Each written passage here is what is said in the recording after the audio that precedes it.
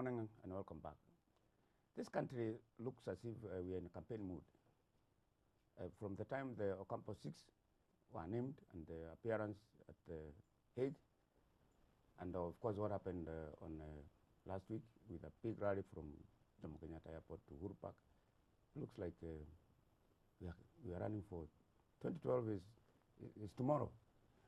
And this morning, we have the people who are behind in the back rooms of organizing these things. And for the PNU, we have Professor Peter Kagwanja, who is an advisor, I think, to the president of the party. I'll clarify that. And next to him is Mr. Miguna, who is also advising to the Prime Minister and also ODM. Welcome back, gentlemen. Thank you. Welcome to this program. Let's talk about what's happening in this country. Why are we in this situation? 2012 is far away. Why do you think it's happening? Let me just first of all clarify that yes. I'm usually on and off worker in the government, whichever station I'll be working, so it's not really as clear cut as my brothers. You work for? Yeah, sometimes for the office of the president, sometimes for the Ministry of Foreign Affairs as a consultant. As a consultant. But I report to work every day at the Africa Policy Institute. Which is a consulting firm that you own? Kind of. But you also advise? That's okay. On these matters? That's true. That's why you come here then? Yeah, that's true. Okay. Now, my view is that first and foremost, the kind of euphoria we find ourselves in is an impact of ICC intervention in the country.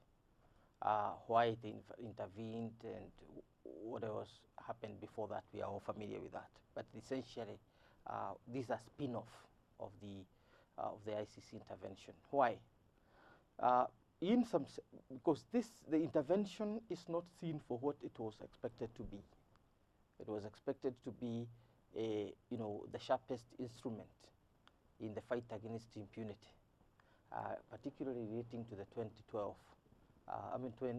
2008 violence, post-election violence. And two camps have emerged. There is one that is arguing that it's a victim, and it sees the other side as villain. There's another side that sees that justice is being done. Let me talk about the PNU side, no PNU coalition side. There are about 23 parties. They may not generally agree with what I'm saying, all of them.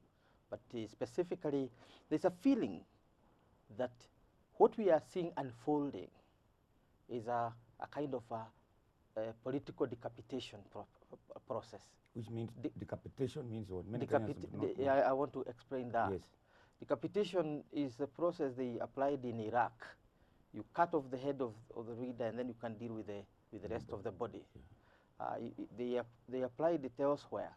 But more specifically, it is a process they applied in Bangladesh, where they came up with a -2 policy.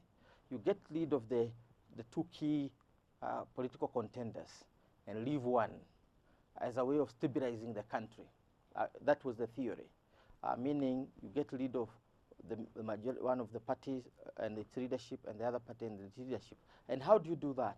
You initiate high-profile trials engaging murder, extortion, and corruption, meaning that you are going to put them behind bars for long periods. So that is where the whole idea, the whole thing is being understood from a very abstract point of view. More specifically, it is seen as targeting the two leaders of the two communities, that the Kikuyus and the Kalenjin. Whether that is the reality or not, at least in politics, perception is as important as a fact. That's the problem. Your view? Mutegi, this is unreal. This is really, really unreal. Professor Kagwanja's side is trying to spin and trying to create hysteria out of a very simple issue. In 2007, 2008, more than 1,500 innocent civilian Kenyans were brutally murdered in cold blood. We have to always try to remember that. More than 600,000 Kenyans innocent civilians were forcefully removed from their homes and rendered refugees in their own country.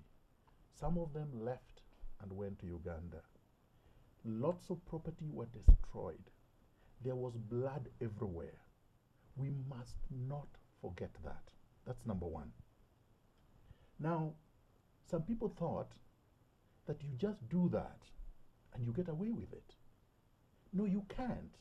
In a country that is governed by the rule of law, if somebody commits a crime, whether individually or collectively, they must be called to account. That is the only way we can have an ordered, organized, civilized society. So, we instituted processes of investigations, and commission, the so-called Waki Commission, was created. Mr. Ruto, who is now crying murder out there and trying to ethnicize the charges against him, was in Serena. And he constituted with the rest the Waki Commission.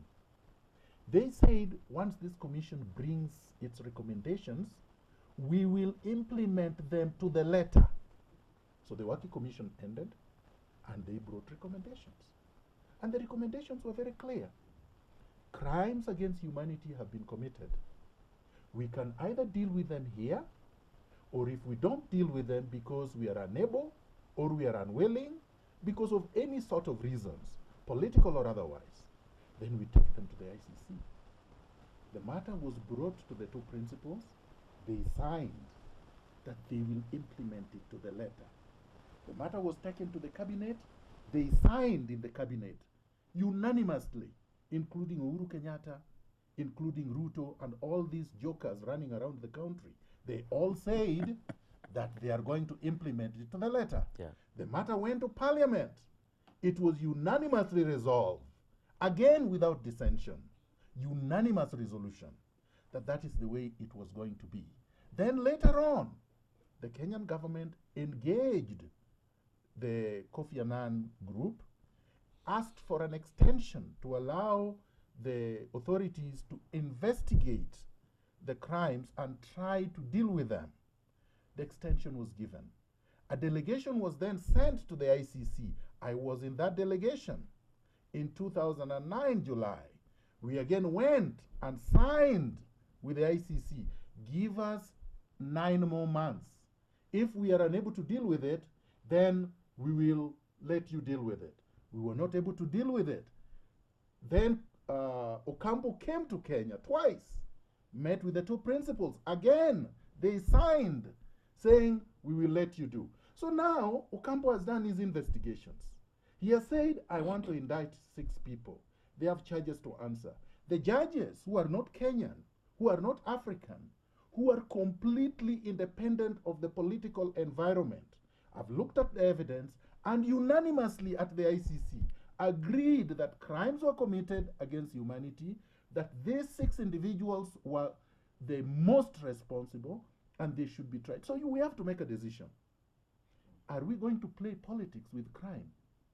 Are we going to sacrifice all these Kenyans that died, were displaced, and still victims because of 6 people?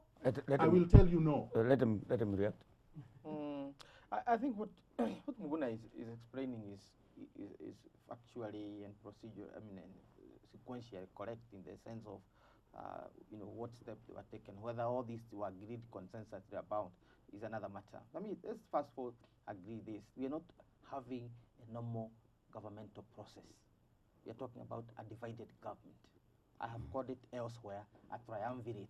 A triumvirate is a government by three rulers, which was experienced in old Roman Empire, and the consequence of a triumvirate arrangement all along was either a civil war or a bruising elite power tussle, which we are going through.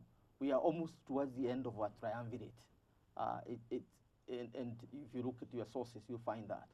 So to talk about there having been consensus within this particular amorphous arrangement is itself assuming too much.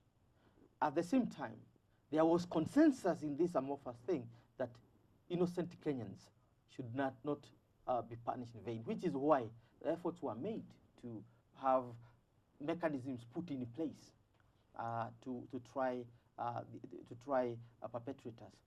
Two things have ignited the current crisis.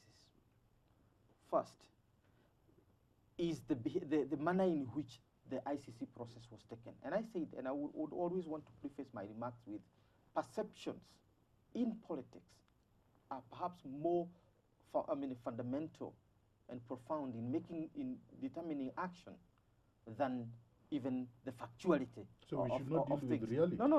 I'm talking about